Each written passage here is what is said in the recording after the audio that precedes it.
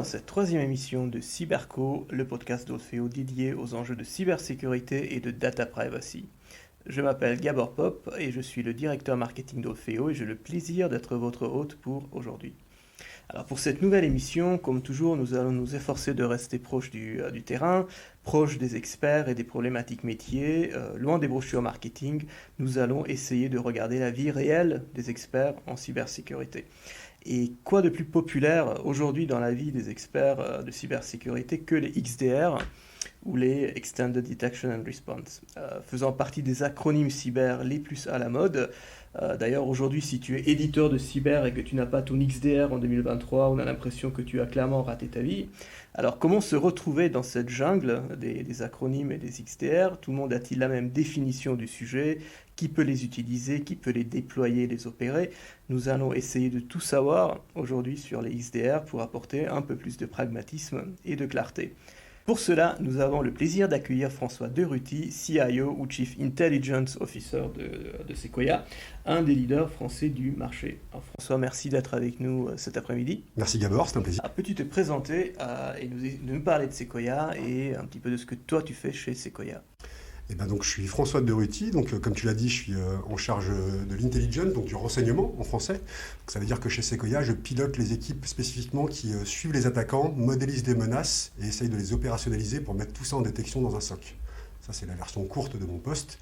Et puis après, je suis censé éclairer ou driver la société avec toutes les informations qu'on peut avoir sur l'intelligence au sens large, qu'elle soit économique, stratégique, pour essayer de nous développer de la bonne façon. Et mon parcours ensuite, avant de rejoindre Sequoia, j'ai passé un peu plus de 5 ans à la tête des opérations de l'ANSSI et avant une quinzaine d'années au ministère des Armées.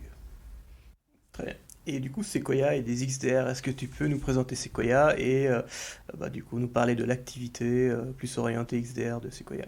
Bien sûr, donc Sequoia, c'est une société qui existe depuis 2008, donc qui n'est pas si jeune que ça, malgré qu'on nous appelle encore une start-up. Je vais expliquer pourquoi on est encore dans cette partie-là. C'est-à-dire qu'en 2008, Sequoia, c'était une société de service. On faisait de la réponse à incidents, de l'homologation, de la GRC, du conseil.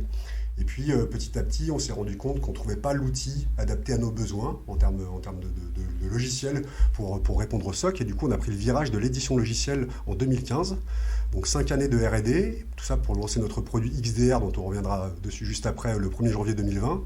Et pour être full éditeur logiciel, on a séparé les activités de conseil, donc on a séparé l'entreprise en deux en fin d'année dernière. Et donc aujourd'hui, on est 110 et on est complètement éditeur de solutions logicielles de détection de réponse. Parfait. Parlons XDR alors. J'ai lu 25 milliards de définitions différentes des XDR. Quelle est ta définition ou la définition de Sequoia de ce qu'est un XDR? Vaste question, le XDR. Donc effectivement, c'est un acronyme qu'on trouve un peu partout. On peut trouver tout un tas de solutions là-dedans. Nous, on prend le nom XDR parce que aujourd'hui, on est obligé de rentrer aussi dans des cases si on veut recevoir les appels d'offres, si on veut être sollicité, si on veut pouvoir répondre. Si on nous demandait vraiment ce qu'on fait comme produit, nous, on fait une plateforme pour les SOC. Donc c'est vraiment une SOC plateforme. C'est vraiment ça qu'on met. C'est ce qu'on produit et c'est ce qu'on vend. Donc c'est vraiment le terme qu'on utiliserait. Après, XDR, tout est dans la notion d'étendue. Donc la différence avec un EDR, avec un NDR, avec tous les autres acronymes du même type, c'est que le XDR fait un pas en arrière et se connecte à tous les équipements de sécurité d'un système d'information, car l'objectif c'est de corréler tous ces signaux-là pour lever des alertes avec un élément qui touche le firewall, un élément qui touche le compte cloud, un élément qui touche le poste de travail, et de corréler tout ça pour enlever des alertes, là où les autres équipements sont un peu plus spécialisés sur des segments du système. Donc, du coup, est-ce qu'on peut dire XDR égale EDR plus NDR? L'EDR se concentrant un tout petit peu sur le endpoint, le terminal, le NDR un peu plus sur l'analyse du trafic réseau. Est-ce que la somme des deux fait un petit peu un XDR ou est-ce que c'est des mathématiques un petit peu basiques? C'est basique, j'irai pas jusque-là. C'est déjà un EDR plus un NDR fait de fond un XDR, c'est déjà pas mal, mais ça fait beaucoup plus que ça un XDR. C'est-à-dire qu'un EDR est vraiment sur la sécurité du endpoint, très utile pour la réponse, récupérer des données techniques, là où le NDR est très réseau, c'est son nom. Mais le XDR vient apporter aussi la partie cloud, qui n'est pas forcément présente ni avec un NDR ni avec un EDR.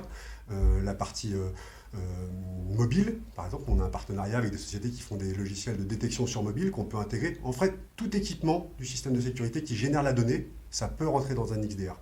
C'est vraiment l'objet d'XDR, c'est vraiment de corréler toute source d'information, quelle qu'elle soit. Du coup, comment ça marche un peu plus techniquement parlant? Donc, il y a différentes sources de données, des journaux, des logs, des journaux d'activité, des activités, enfin, des choses qui se passent sur un ordinateur, sur un serveur. Donc, tout ça, vous les centralisez à un endroit unique. Est-ce qu'il faut les formater, les mettre dans un ensemble un peu standardisé de formats pour essayer d'interpréter les informations? Comment ça marche? Donc si je découpe tout ça, effectivement, tu as raison, c'est vraiment l'interconnexion avec tous les équipements. Donc ça veut dire obtenir la cartographie du client. Il nous donne son périmètre à défendre. Voilà, j'ai du Checkpoint, j'ai du Cisco, j'ai du Zscaler, j'ai du cloud, je veux connecter mes Windows, mon EDR Arfang, CrowdStrike. Nous, on prend tout ça, on a un catalogue de connecteurs. Aujourd'hui, on a un peu plus de 150 ce qu'on appelle intégration, c'est-à-dire la capacité à normaliser, comme tu l'as mentionné, ces données-là pour qu'elles aient un format unique et qu'elles remontent dans notre système avec un CIEM propriétaire qui est basé sur de l'ELK, c'est une stack ELK qu'on a étendue. Et le fait de normaliser toutes ces données-là sous un format unique, ça nous permet ensuite de les corréler en temps réel avec tout ce qu'on sait de la menace. Et le troisième point d'un XDR, c'est la partie orchestrateur, c'est-à-dire qu'il faut être capable ensuite de prendre des actions sur ces équipements-là, que ce soit blacklister des adresses IP dans un firewall, isoler une machine en pilotant l'EDR, désactiver un compte Azure AD parce qu'on pense que l'attaquant est administrateur de domaine. Voilà. Ça, c'est l'ensemble d'un XDR, c'est-à-dire la capacité à normaliser tout ça avec un SIEM, peu importe l'équipement. Notre différenciant à nous, Sequoia, c'est la threat intel intégrée, donc le renseignement sur les menaces nativement présent, et ensuite l'orchestrateur pour prendre des actions sur les équipements. Et du coup, l'orchestrateur, si je comprends bien, c'est un petit peu l'action de rémédiation qui va devoir piloter les autres outils de cyberdéfense pour du coup prendre une action, comme tu dis, soit blacklister une adresse IP, dire au firewall d'empêcher telle entrée, ou dire à l'EDR de isoler ou de supprimer tel ou tel fichier. Donc il y a aussi une intégration à faire avec les autres outils de cybersécurité pour faire de la rémédiation, ou tout ça c'est déjà complètement intégré côté Non, Sequoia? exactement, et ça veut dire que l'intégration, elle va dans les deux sens. Il y a la normalisation des événements pour avoir un format unique, et ensuite il y a la capacité à piloter par API ou peu importe l'équipement en face en fonction du partenariat aussi qu'on a avec l'éditeur, de la façon dont il nous a ouvert son API pour qu'on puisse prendre des actions. Et donc si on résume, on a bien le X de XDR, c'est l'extended, donc c'est la collection de tous les événements quel que soit l'équipement. Le D, nous c'est plutôt le renseignement sur les menaces qui est nativement intégré pour la détection, et l'orchestrateur c'est le R pour la partie réponse en pilotant ces équipements-là. Et alors pour l'opérateur ou l'analyste SOC qui va superviser tout ça, ça ressemble à quoi? C'est des listes d'alertes qu'il faut investiguer, ou il faut regarder une grosse masse de données? À quoi ça ressemble en fait? Alors c'est là où on a nous en tout cas on propose une valeur ajoutée chez Sequoia, c'est pour analyste SOC déjà, le premier point avec notre produit ou un XDR digne de ce nom, j'ai envie de dire, c'est d'avoir qu'une seule console déjà. S'il a plein d'équipements, il a son firewall, sa console, son EDR, il va se retrouver avec un équipement par outil. Là où le fait d'intégrer tout ça permet d'avoir une seule console Sequoia.io pour piloter tout ça. Ça n'empêche pas d'aller sur les autres consoles des équipements en cas d'incident pour aller plus loin, mais au quotidien, il peut avoir tout dans un même endroit. Et ensuite, ça se traduit visuellement par soit une grosse partie de navigation dans les menaces, c'est-à-dire comprendre un peu ce qui se passe, naviguer dans l'indicateur de compromission, les groupes de rançongiciels, quelles sont leurs cibles, comment ils fonctionnent. Et puis après, dans la partie plus opérationnelle, s'assurer que les bonnes données remontent, c'est-à-dire que tout fonctionne, c'est-à-dire que les données rentrent bien dans le XDR Sequoia. Et puis après, oui, effectivement, c'est des alertes qu'on essaye avec le renseignement sur les menaces de le contextualiser le plus possible, donc d'avoir un taux de faux positif très bas, pour que l'analyste puisse se concentrer sur les cas à investiguer et sortir de ce qu'on appelle l'alerte fatigue des analystes SOC ou la liste de faux positifs au kilomètre. Voilà, nous, on essaye, avec ce renseignement sur les menaces intégrées, d'avoir un taux très bas, ce qui permet aux analystes SOC de se concentrer sur les sujets importants. Alors, côté Orfeo, on a pas mal de clients qui utilisent aussi des SIEM pour faire au moins partiellement ce que tu viens de décrire.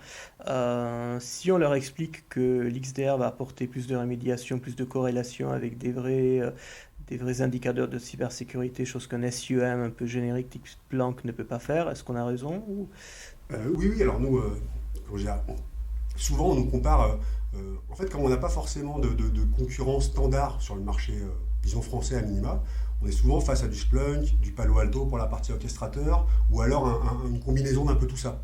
Donc quand on doit lutter face à Splunk, les différenciants qu'on met en avant, nous, c'est déjà que nous, c'est rempli de données. Le renseignement sur les menaces, c'est dedans. Mais on peut aussi l'intégrer dans un Splunk. Si le client a déjà son Splunk, nous, on peut découper notre produit de manière modulaire en se mettant au-dessus de l'orchestrateur Palo Alto ou encore au-dessus du Splunk pour mettre notre couche de renseignement sur les menaces et l'opérationnaliser là-dedans. Donc on peut tout à fait être complémentaire de ces solutions, mais on peut également les remplacer. Et les remplacer, l'avantage pour des solutions comme Splunk par exemple, c'est si on a vraiment son Splunk pour la cyber, le coût, des sujets comme la facturation au volume, même s'ils ont évolué depuis quelques temps sur ces sujets-là, mais voilà, on apporte d'autres choses, j'ai envie de dire pas clé en main, mais tout imbriqué dans la même solution. Et ça a un vrai gain en temps, dès qu'on l'a déployé. Donc vous apportez la partie CTI un petit peu plus CTI spécialisé aux SUM qui ne sont pas nécessairement spécialisés dans ce secteur-là. Exactement, donc c'est vraiment notre différenciation. Au départ, un Splunk, c'est surtout utilisé pour de l'analyse de données, et puis ça a migré sur la partie cyber. C'est performant, ça fonctionne, Splunk, il n'y a pas de sujet là-dessus. Mais au départ, voilà, ce n'est pas un outil qui est dédié cyber, c'est vraiment un outil pour analyser les données au sens large. Alors, quels sont les prérequis techniques aujourd'hui, enfin à la fois techniques et humaines, pour déployer, pour opérer un XDR? Ce que tu viens de décrire, ce n'est pas que c'est complexe, mais il faut quand même des bonnes bases. Est-ce que c'est pour toutes les sociétés? Est-ce que c'est pour tous les niveaux de maturité? Qu'est-ce qu'il faut aujourd'hui pour déployer, opérer efficacement un XDR tel que Sequoia?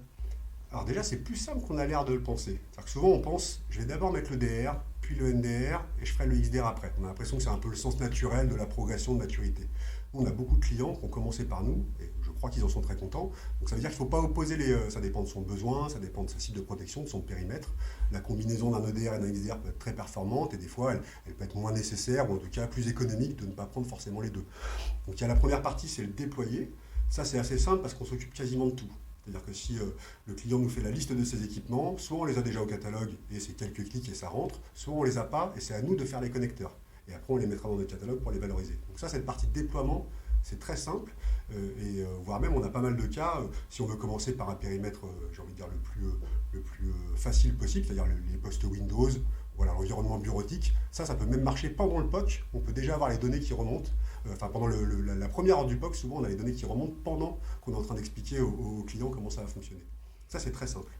Après, la partie SOC, évidemment, ils font des compétences de SOC analyste, hein, ça c'est la base, mais on peut soit avoir nous, on a soit des grands comptes, ou des entités en tout cas qui ont un SOC interne et qui sont capables de s'approprier l'outil, de l'utiliser, soit on passe évidemment par des MSSP, donc des fournisseurs de services, qui eux vont opérer notre technologie au profit de clients qui n'ont pas de SOC interne, donc qui n'ont pas ces compétences-là, ou tout simplement pas envie de les développer parce qu'ils préfèrent sous-traiter cette partie-là. Donc là, pour le coup, il n'y a rien à faire pour le client, et on peut toucher là des cibles qui sont de toute taille. Donc il n'y a pas d'agent Sequoia en tant que tel. Vous allez vous piggyback, vous baser sur des agents existants, soit de DR, soit d'autres choses, pour vous connecter, récupérer ces infos, les consommer et après les rendre disponibles à travers l'interface type SOC à destination d'un analyste interne ou externe au client. Exactement, c'est une très bonne question parce qu'en fait, on a un agent, mais ce n'est pas un EDR. C'est-à-dire que notre produit fonctionne sans agent, sans aucun problème. Mais on a aussi un agent qu'on appelle un agent de collecte. C'est-à-dire qu'il n'est pas vraiment dans la partie IA, il est plutôt dans la partie utilisateur. C'est-à-dire qu'il ne peut pas forcément prendre toutes les actions. C'est comme si on avait refait Sysmon, par exemple, pour Windows. En fait, on a fait un agent qui permet d'optimiser, de normaliser directement les événements issus des Windows, Linux et Mac, là où certains EDR peuvent avoir des difficultés, sur Mac notamment. Nous, on a fait un agent qui permet de normaliser ça et qu'on a optimisé en mémoire, en performance, pour avoir une empreinte minimale sur le poste de travail, mais qui est vraiment un outil d'aide à la collecte. Ce n'est pas un EDR dans le sens où la partie réponse n'est pas présente dans cet agent. Mais il peut permettre de développer, de connecter des périmètres qui ne sont pas supervisés très très vite. Et on a un client, par exemple, qu'on a déployé 10 000, qui a fait le choix de prendre cet agent-là pour avoir une empreinte minimale sur son poste. Et aujourd'hui, il est très satisfait de cet agent qui peut se mettre en parallèle d'un EDR. Ils n'ont pas tout à fait les mêmes fonctions.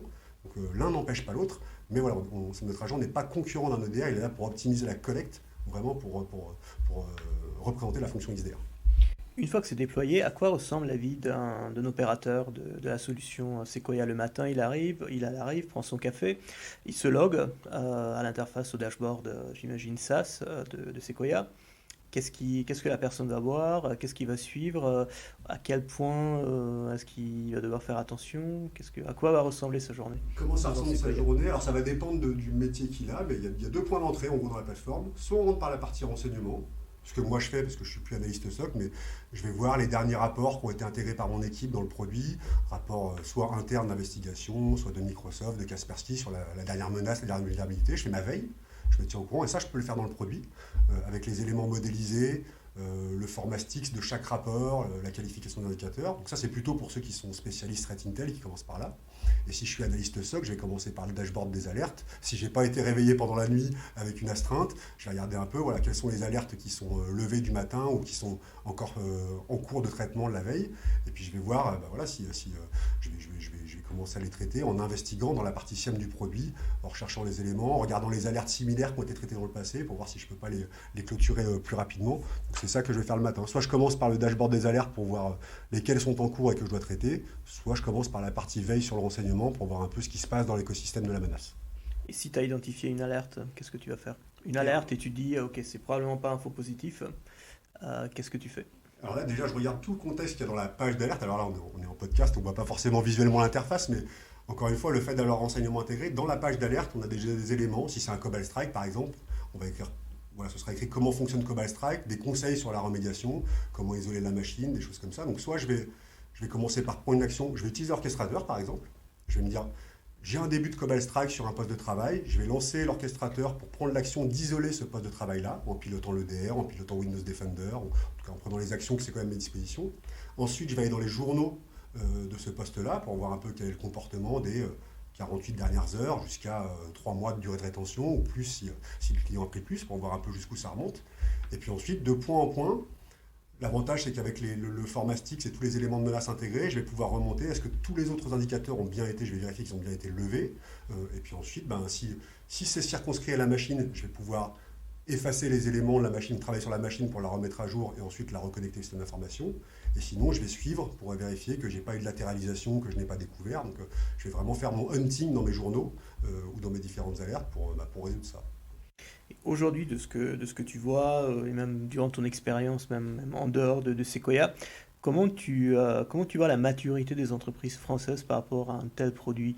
Est-ce que tu vois une adoption de plus en plus fréquente? Est-ce que tu vois encore de la méfiance? Est-ce que tout le monde comprend facilement l'intérêt de la solution? Est-ce que les gens continuent à rester sur leur firewall de grand-père? Là, je vais remonter un peu dans le temps, même voilà, au début de mon arrivée à l'ANSSI, mais on voit une prise de conscience et une maturité qui augmente globalement. Euh, on a commencé par la LPM, les opérateurs d'infrastructures critiques, des choses comme ça. Donc les grands groupes qui ont des moyens, qui avaient déjà une forme de maturité, mais qui se sont pris. Ensuite, ça a avancé. La partie rançongiciel, le fait que ce soit très public, très visible, a quand même mis une forme de coup de pied aux fesses à pas mal d'entreprises pour se dire ça peut m'arriver, on en parle beaucoup. Alors oui, on parle beaucoup des hôpitaux, mais on parle aussi beaucoup des entreprises. Donc là, il y a toute une étape de structure intermédiaire un peu moins grosse qui se sont dit oui, mais je peux vite mettre la clé sous la porte si je ne me protège pas. Puis des directives NIS V2, un gros travail de l'ANSSI pour sensibiliser. Mais tout ça, ça prend du temps, évidemment, donc ça ne change pas du jour au lendemain, il n'y a pas de déclic. Là, aujourd'hui, ce qu'on peut dire, c'est que ça a beaucoup augmenté. Alors c'est pour ça aussi qu'on a des attaques par supply chain. Attaquer les gros en frontal, aujourd'hui, c'est difficile. Là, il nous reste la partie, j'ai envie de dire, intermédiaire, ETI, TPE, PME. Pas forcément parce qu'ils ne sont pas matures, ils ont parfois cette maturité-là. Il y en a certains qui ont encore de la pédagogie à faire, mais aussi parce qu'il faut trouver des offres qui conviennent à leurs moyens, à leur façon de fonctionner, à leurs ressources. C'est pas tout le temps, quand on lance une structure, qu'on est 10, la sécurité, on y pense, mais est-ce que c'est une priorité alors qu'on a notre business à développer? Pas sûr. Donc c'est là où on a un effort. Et je m'arrête cette partie-là parce que la partie citoyen, avec des initiatives comme cybermalveillance.gouv.fr, ça a été pris en compte aussi il y a quelques années. Donc il nous reste à rejoindre par le haut cette frange des TPE, ETI qui doit trouver des solutions, où nous, éditeurs, on doit proposer des solutions, qui passent beaucoup par, je pense, le SaaS, la mutualisation, et trouver des offres à des coûts qui fonctionnent et qui sont abordables pour des sociétés comme ça, parce qu'on a encore l'impression que la cyber, et c'est le cas, ça coûte cher, mais ça coûte encore plus cher de ne pas en avoir.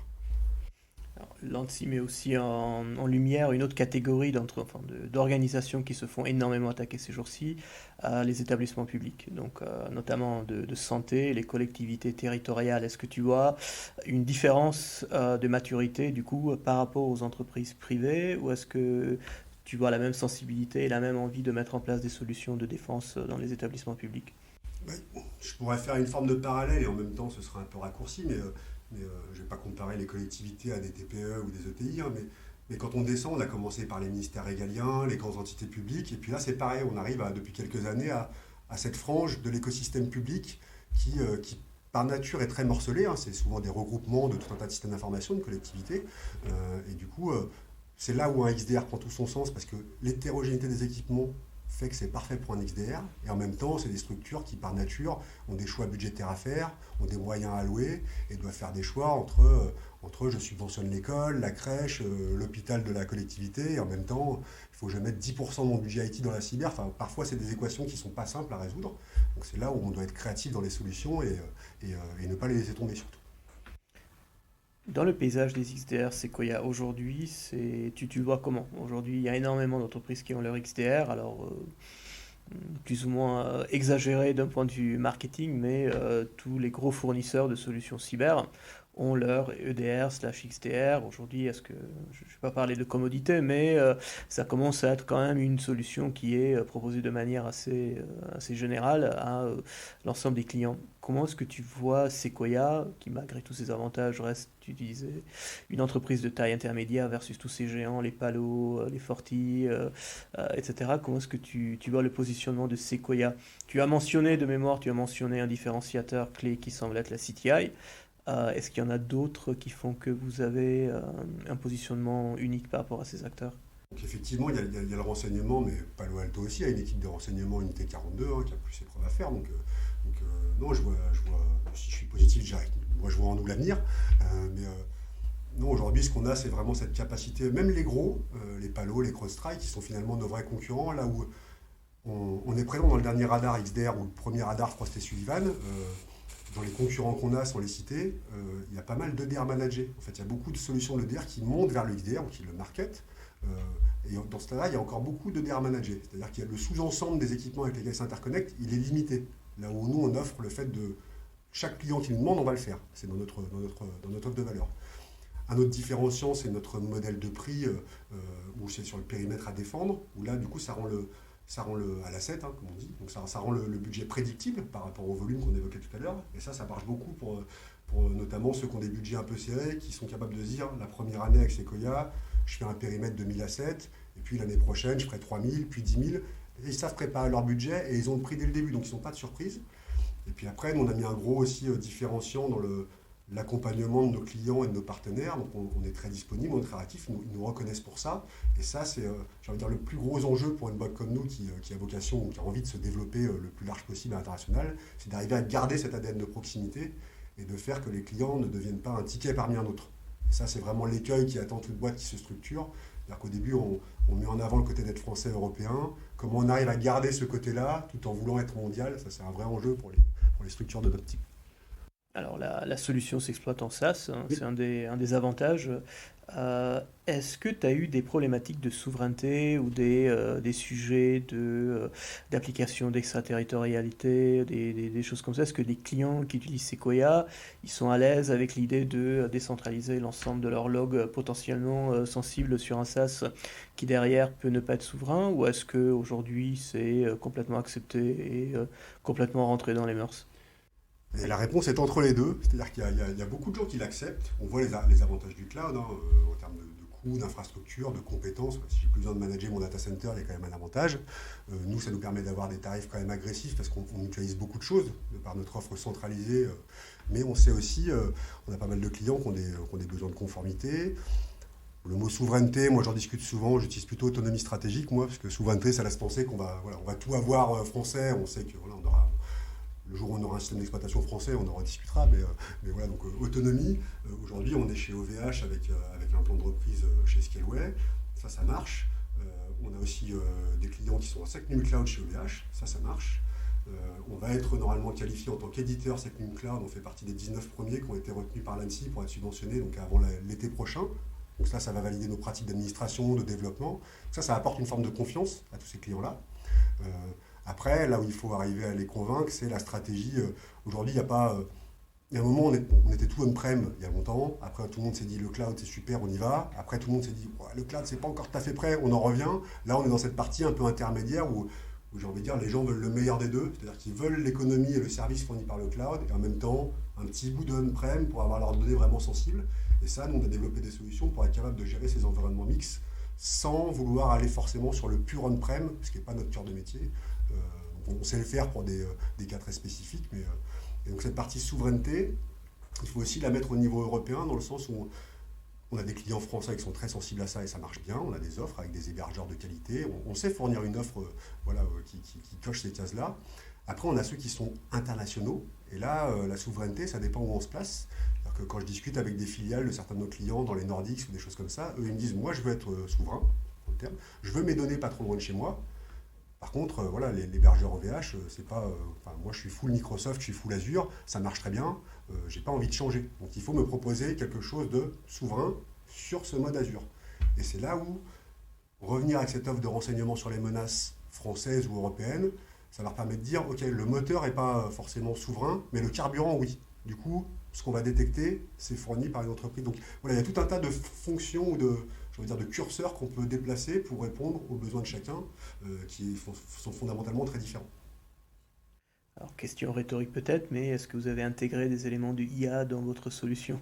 Et est-ce que les choses ont changé depuis l'émergence de nos amis de chez ChatGPT il y a un peu plus d'1 an? Alors ça, c'est la question qu'on a tous les jours en ce moment. Est-ce que les choses ont changé? Oui, fondamentalement. Et en même temps, pas tant que ça. Je crois que c'est la perception du public qui a changé, notamment avec ChatGPT, qui rend ça d'un seul coup démocratiquement compréhensible par tous. Là où avant, l'IA, c'était un mot, si on sort du monde des experts, pour tout le monde, c'est un film, quoi. Voilà, j'appuie sur Entrée, j'ai craqué le Pentagone, comme on voit dans tous les films, quoi. Donc, pour les spécialistes comme nous, comme l'écosystème, j'ai envie de dire l'IA, sur tous ces sous-ensembles, le machine learning, tous ces modèles-là, ça tourne depuis des années. Là, c'est vraiment la perception du public qui a changé avec les ChatGPT, et ce qui fait que maintenant, c'est la course pour avoir tout. Parce que tout le monde voit le potentiel de tout ça et se dit, il faut qu'on en ait tout dans notre produit. Donc oui, on teste, on a pas mal de choses, on a des choses qui fonctionnent, on a des choses qu'on teste et dont les résultats sont encore à débattre. L'IA pour catégoriser des gros volumes de données, les ranger et ensuite pouvoir les trier pour des use cases, ça c'est indéniable que c'est très efficace. Après, la partie interface conversationnelle qui donne l'impression qu'on discute avec quelqu'un derrière, on peut discuter pendant des heures de la pertinence de tout ça, mais c'est sûr qu'on est à cette phase de la courbe où d'un seul coup, on est une phase où ça va changer la société numérique. Alors, quelques années, peut-être même moins que ça, puisqu'on sait que maintenant tout va de plus en plus vite, mais oui, on est à un croisement dans la démocratisation de tout ça, et c'est la course pour les défenseurs comme pour les attaquants. Du coup, justement, c'est un peu le sens de ma prochaine question. Aujourd'hui, on lit des choses un peu contradictoires sur la capacité d'un tel outil à produire du code pouvant être utilisé en tant que malware ou en tant qu'outil de cyberattaque. Est-ce que vous avez vu déjà passer des choses qui potentiellement auraient pu être générées par un outil d'IA, ou est-ce que ça reste une légende urbaine? Alors, c'est pas une légende urbaine, on fait beaucoup de veille sur différents réseaux. On va commencer par dire ce qui marche bien. Faire des mails de phishing à base d'IA de qualité, avec un gros volume et adapté, ça marche très bien.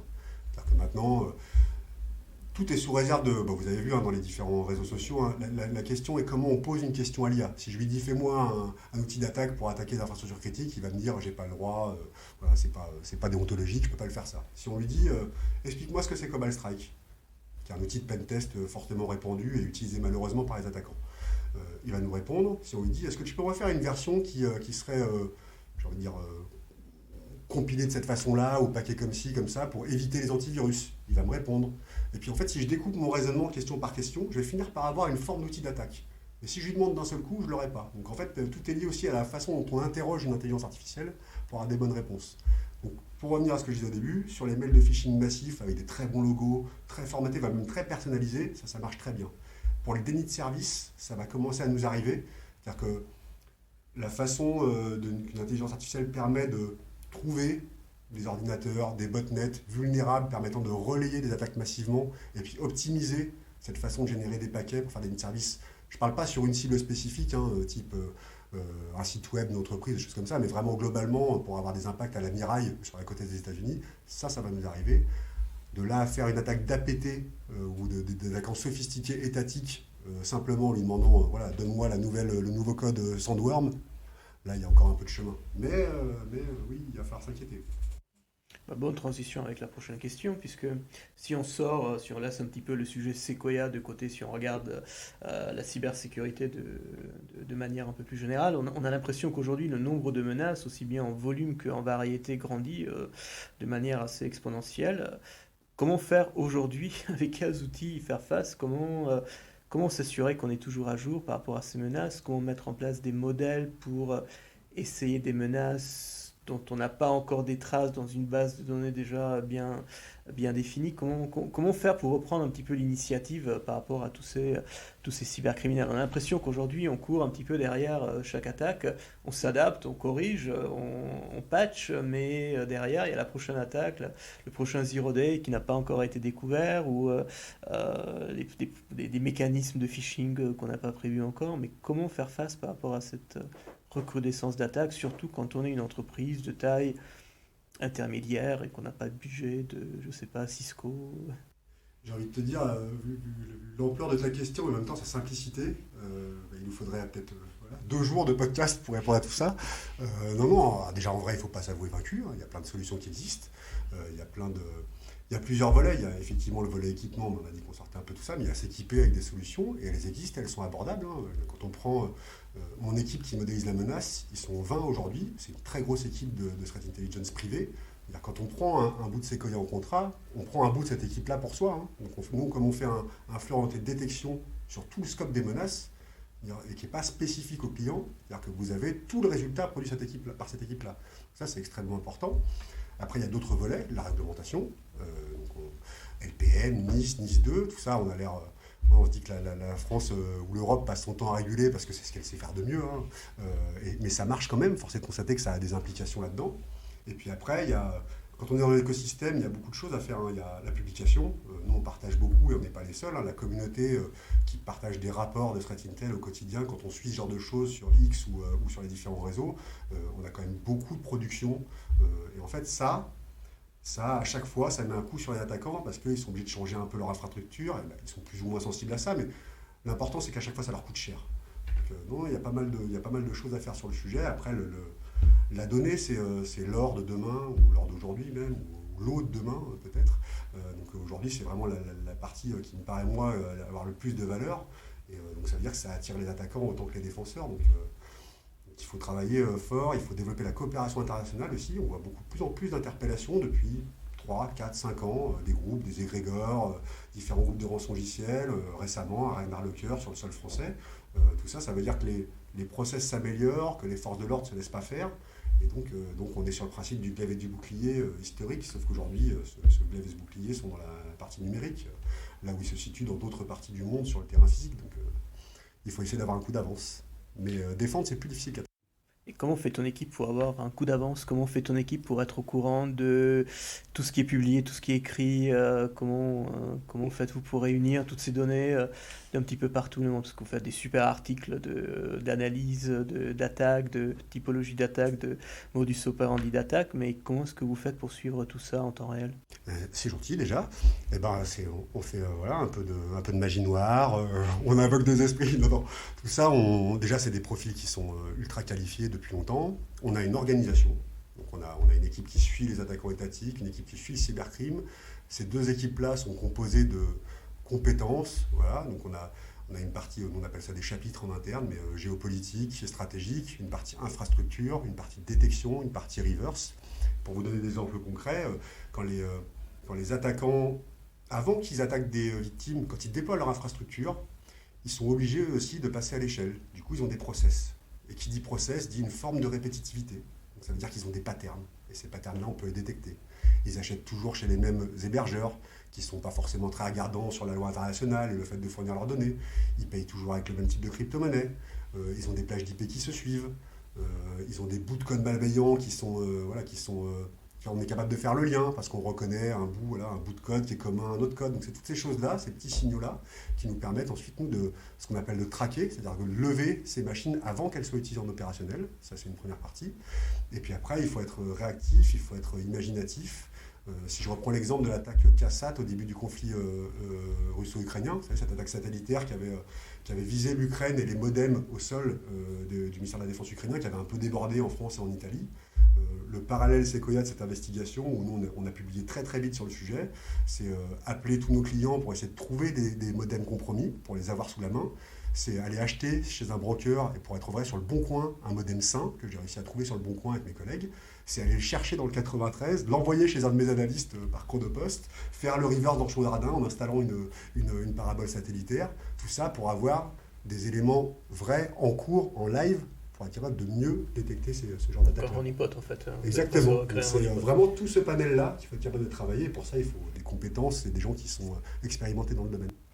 Alors ça c'est plus pour ma culture générale, mais est-ce que vous allez aussi sur le dark web ou le darknet pour récupérer des données ou pour vous faire passer pour d'autres personnes, pour ramasser de l'intelligence?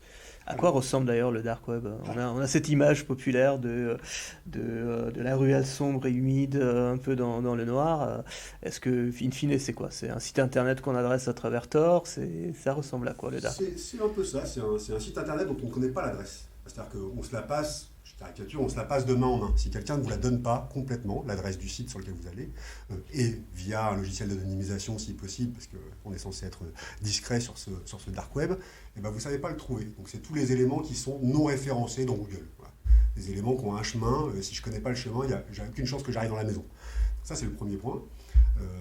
Il faut savoir qu'au départ, ça n'a pas été développé pour être spécifiquement, c'était militaire au départ, c'est issu d'ARPANET et de toutes ces... de l'histoire d'Internet, et ça a été dévoyé par les cybercriminels depuis très longtemps. Les choses les plus connues, ça va être Silk Road peut-être, où il y a eu un film sur le sujet, mais plutôt pour du trafic de drogue massif, voilà, et puis ça a dérivé petit à petit sur le numérique. Mais aujourd'hui déjà il y a des navigateurs qui vous proposent tout clé en main, c'est-à-dire que vous n'avez même plus besoin de configurer votre Tor ou des choses comme ça, donc au lieu de lancer Chrome, vous lancez l'autre navigateur et vous êtes sur le dark web, très facile. Et puis là où l'écosystème cybercriminel c'est très structuré, ce qui veut dire qu'il c'est lucratif, qu'il gagne de l'argent, quand on se structure, qu'on se professionnalise, qu'on découpe son métier en tâches, généralement c'est qu'on est rentable, et ben on va retrouver des plateformes, j'ai pris l'exemple du Boncoin pour acheter mon modem, mais on va retrouver des choses qui ressemblent au Boncoin, à eBay, c'est-à-dire où j'ai un moteur de recherche, je mets que je veux des logins mots de passe de gens français et j'ai un résultat, j'ai des avis sur les comptes, je peux mettre 4 étoiles, 5 étoiles à ce cybercriminel-là, plus il a une bonne réputation, plus il monte dans les résultats, comme tous les jours. Et nous, dans ce réseau-là, effectivement, on veille, on surveille, tout ça dans la limite de la légalité. On a un cadre législatif français qui nous impose des limites. Par exemple, on ne peut pas acheter les litres de données, puisque si j'achète des litres de données, même s'ils appartiennent à un de mes clients, c'est du recel. Donc il faut que je fasse attention à faire ça, coordonner avec les autorités judiciaires, le client. Donc ça, c'est des process qui peuvent être mis en place, mais encore faut-il les respecter. Et puis évidemment, on a des profils ou des avatars sur ces forums-là, parce qu'il faut qu'on soit au courant de ce qui se passe. Donc on crée des profils qui sont là depuis très longtemps, qui ont des bonnes histoires, il faut interagir dans la limite de ce qui nous permet la loi et pour rester présent sur le forum pour comprendre ce qui se passe. Et en même temps, on ne peut pas lier une conversation avec un cybercriminel, soit parce qu'on ne veut pas se faire découvrir, soit parce qu'on franchit une limite.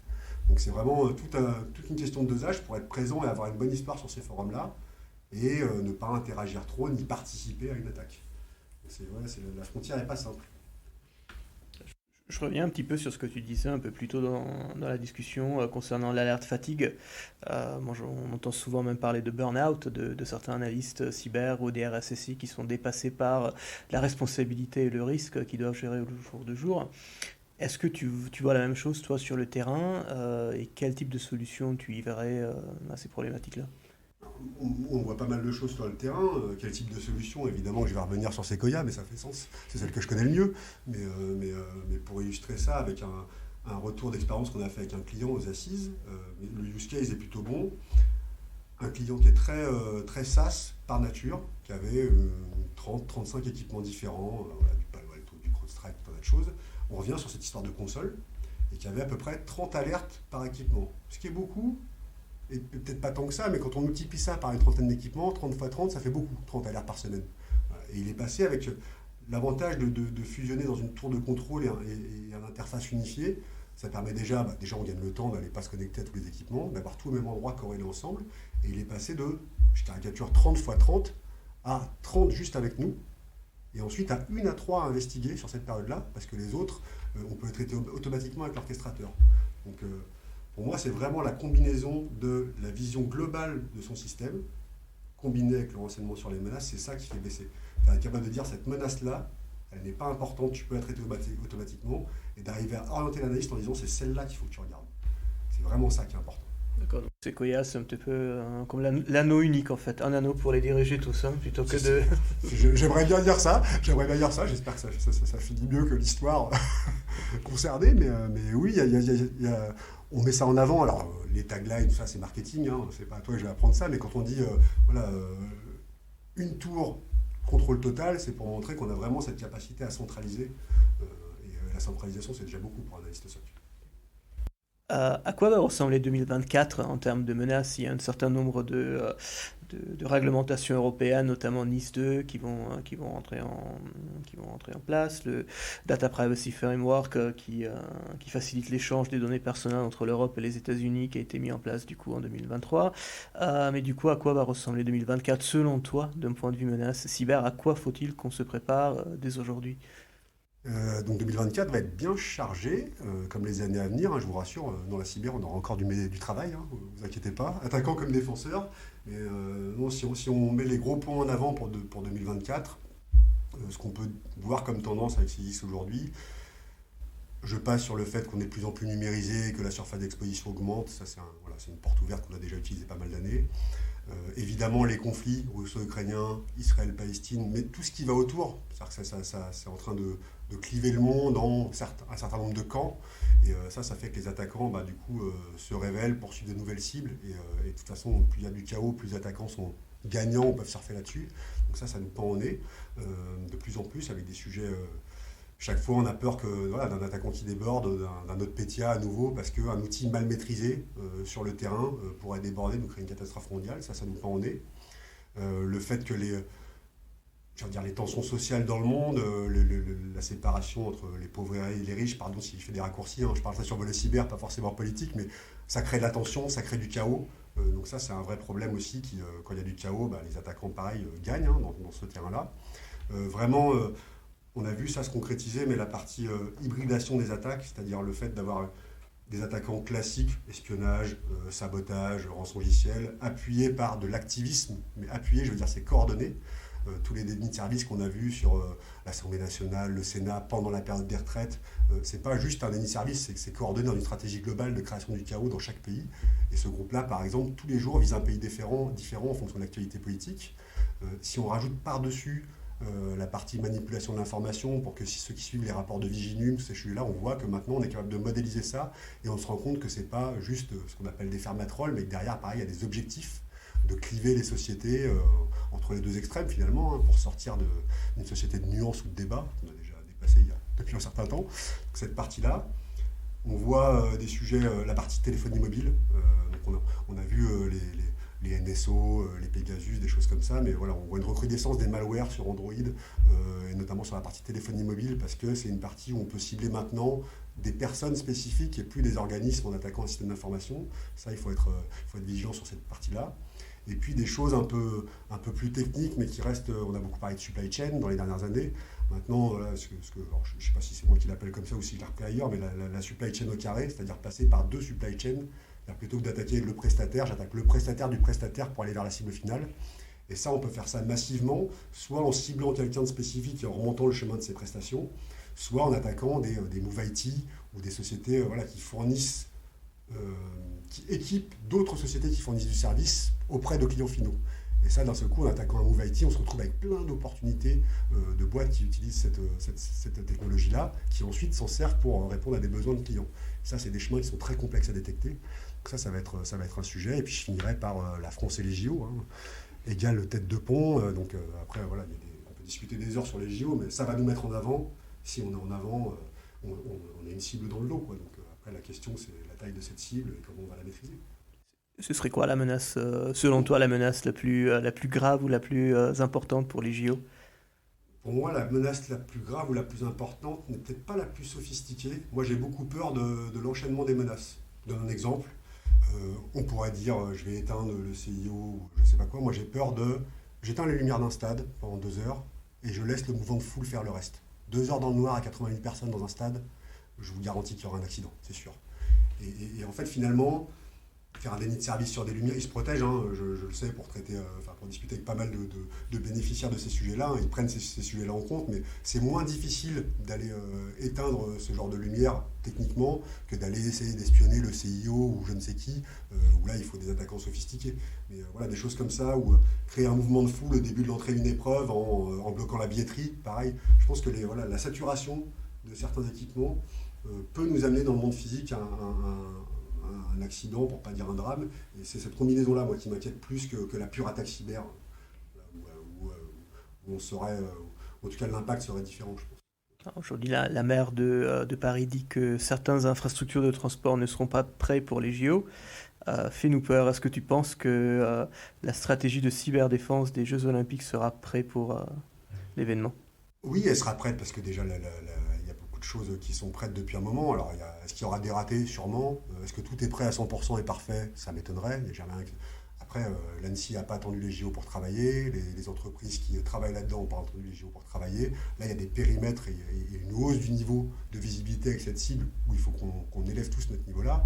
Enfin, je pense que la maire de Paris, elle ne parlait pas des transports volets numériques, je pense pas. Je crois pas qu'elle était plutôt sur ce volet-là. Mais non, si on prend ces infrastructures-là, oui, effectivement, le fait qu'il y ait du monde m'inquiète plus que ces infrastructures qui sont auditées régulièrement par l'ANSSI. Ça ne veut pas dire qu'il y a un risque zéro, il n'y a jamais de risque zéro.